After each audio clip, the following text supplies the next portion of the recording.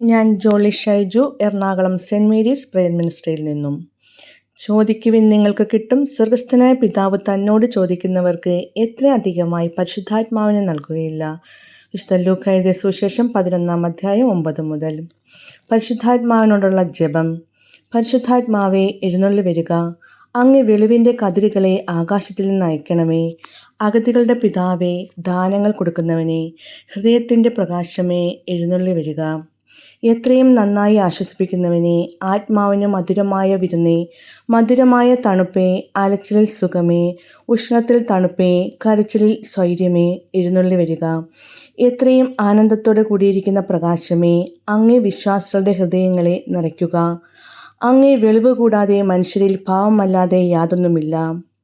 അറപ്പുള്ളത് കഴുകുക, വാടിപ്പോയത് നനയ്ക്കുക, മുറിവേറ്റിരിക്കുന്നത് പൊറുപ്പിക്കുക, രോഗികളെ സുഖപ്പെടുത്തുക, കടുപ്പമുള്ളത് മയപ്പെടുത്തുക, തണുത്തത് ചൂട് പിടിപ്പിക്കുക, നേർവഴി അല്ലാതെ പോയത് പിന്തിരിക്കുക.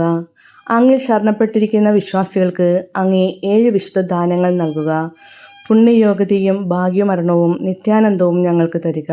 ആമേൻ. ദിവസവും രാവിലെ നമ്മൾ പരിശുദ്ധാത്മാവിനോടുള്ള പ്രാർത്ഥന ചൊല്ലി പ്രാർത്ഥിച്ചാൽ നമുക്ക് പോസിറ്റീവ് എനർജി ലഭിക്കും. ചെയ്യുന്ന എല്ലാ ജോലികളിലും ഒരു സന്തോഷം ലഭിക്കും. ദിവസവും രാവിലെ നിങ്ങൾ ചൊല്ലി പ്രാർത്ഥിക്കുക. Praise the Lord. ആമേൻ.